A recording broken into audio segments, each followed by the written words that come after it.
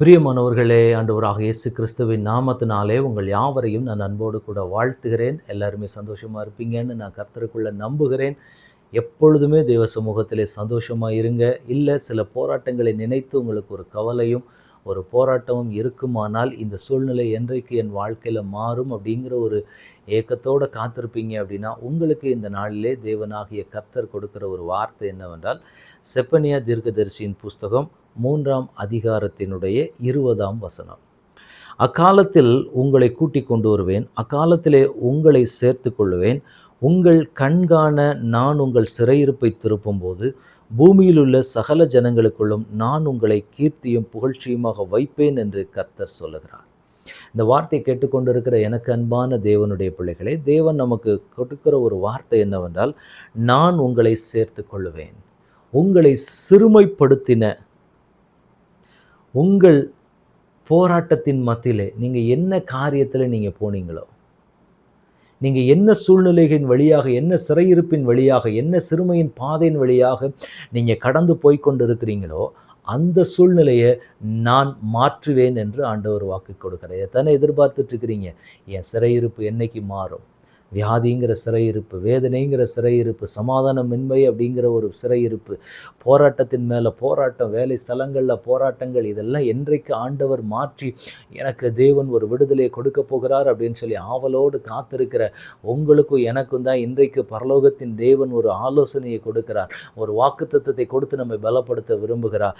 உங்கள் சிறையிருப்பை நான் திருப்புவேன். உங்கள் சிறையிருப்பு திருப்பும்போது என்ன ஆகும்னா, நீங்கள் அநேகருக்கு முன்பதாக ஒரு ஆசீர்வதிக்கப்பட்ட ஒரு பாத்திரமாக நிற்க போகிறீங்க. நான் உங்களை கீர்த்தியும் புகழ்ச்சியுமாக வைப்பேன் என்று ஆண்டவர் சொல்லுகிறார். நீங்கள் என்ன பாதையில் போகிறீங்க? சிறுமைப்பட்ட அனுபவமாக இருக்கா? வியாதியின் வேதனைகளில் நான் கஷ்டப்பட்டு கொண்டு இருக்கிறேன், என் பிள்ளைகளுடைய வாழ்க்கையில் ஒரு செழிப்பு இல்லை, ஒரு நல்ல வாசல் திறக்கப்படலை, எங்கள் குடும்பம் அதே நிலைமையிலே தான் நிற்கிது, ஒரு முன்னேற்றம் இல்லாத ஒரு நிலைமையில் நிற்கிறோம், இப்படிப்பட்டதான காரியங்கள் எல்லாம் எங்களுக்குள்ளே காணப்படுகிறது, நாங்கள் என்ன செய்வதுன்னு சொல்லி ஒரு கலங்கின நிலைமையில், ஒரு போராடின ஒரு நிலைமையில் நீங்கள் கர்த்தருக்குள்ளே நிற்பீங்கன்னா, இன்றைக்கு ஆண்டவர் உங்களுக்கு ஒரு வார்த்தையை கொடுத்து உங்களை தேற்றி ஆற்றி உங்களை பலப்படுத்த விரும்புகிறார். அந்த பலப்படுத்த விரும்பி ஆண்டவர் சொல்கிற வார்த்தை என்னன்னா, நான் உங்கள் சிறையிருப்பை திருப்பும் போது என்றைக்கு என் வாழ்க்கை மாறும், என்றைக்கு இந்த சூழ்நிலைகள் மாறும்னு சொல்லி காத்திருக்கிறீங்களே, ஆண்டவர் உங்களுக்கு சொல்லுகிறார், உங்கள் சிறையிருப்பு மாறும்போது என்ன ஆகும் அப்படின்னா, சகல ஜனங்களுக்கு முன்பதாக உங்களை தேவன் கீர்த்தியும் புகழ்ச்சியுமாய் நிற்க வைப்பார். அப்போ அப்படிப்பட்ட ஒரு ஆசீர்வாதத்துக்காக ஆண்டவர் எப்போ என் பிள்ளைக்கு அந்த ஆசீர்வாதத்தை கொடுக்கறதுன்னு ஆண்டவர் அவளோட காத்திருக்க. நீங்கள் எதிர்பார்த்துட்டு இருக்கிறீங்க, என்னைக்கு என் வாழ்க்கை மாறும், என்னைக்கு என் சூழ்நிலைகள் மாறும், என்றைக்கு என் கண்ணீர் மாறும், என்னைக்கு என் பிள்ளைகளுடைய வாழ்க்கை செழிப்பாக இருக்கிறத நான் பார்க்க போகிறேன், இந்த கண்ணீர் என்கிட்ட என்னைக்கு மாறி நான் பார்க்க போகிறேன், என் பிள்ளைகளுடைய வாழ்க்கையில் இருக்கிற கண்ணீர், அந்த வியாதி என்றைக்கு மாறும்னு சொல்லி காத்து கொண்டு இருக்கிற தேவனுடைய பிள்ளைகளே, இந்த வார்த்தைக்காக நீங்கள் மாத்திரம் காத்திருக்கலை, உங்களுக்கு எப்போ கிரியை செய்யணும் அப்படின்னு சொல்லி கர்த்தரும் ஆவலோடே காத்து கொண்டார். ஏன்னா அவர் தகப்பன் தானே. தகப்பனுக்கு தன் பிள்ளை வேதனைப்படுகிறத பார்த்தாலே பிடிக்காது, அப்படித்தானே?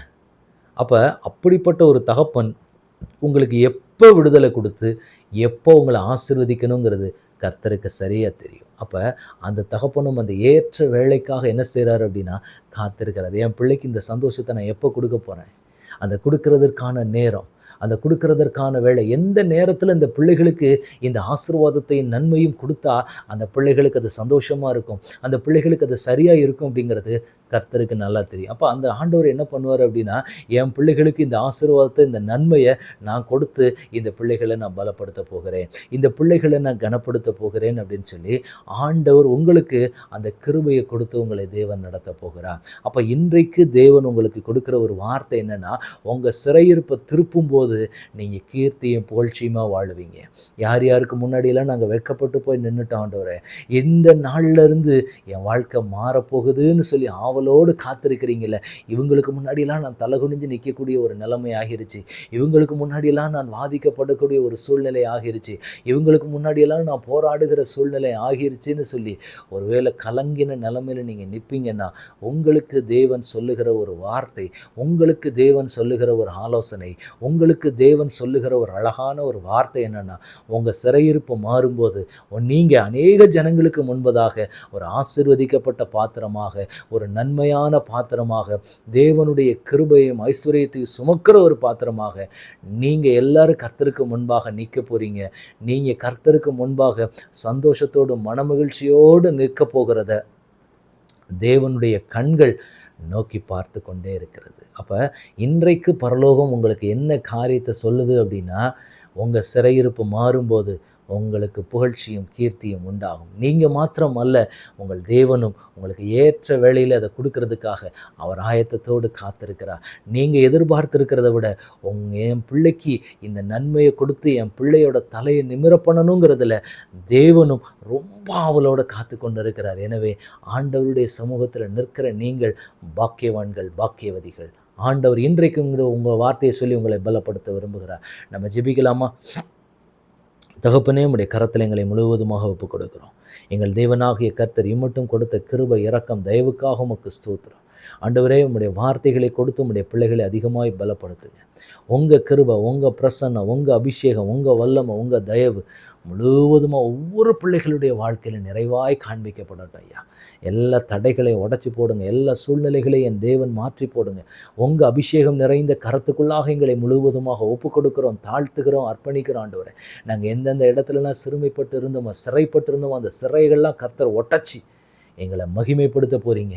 எங்கள் வாழ்க்கையில் அந்த அற்புதத்தை, சந்தோஷத்தை, சமாதானத்தை நாங்கள் பார்க்க போகிறோம். ஆண்டவரே, எங்கள் மூலமாக உங்கள் நாம மகிமைப்பட போகிறதற்காக ஸ்தோத்திரம்.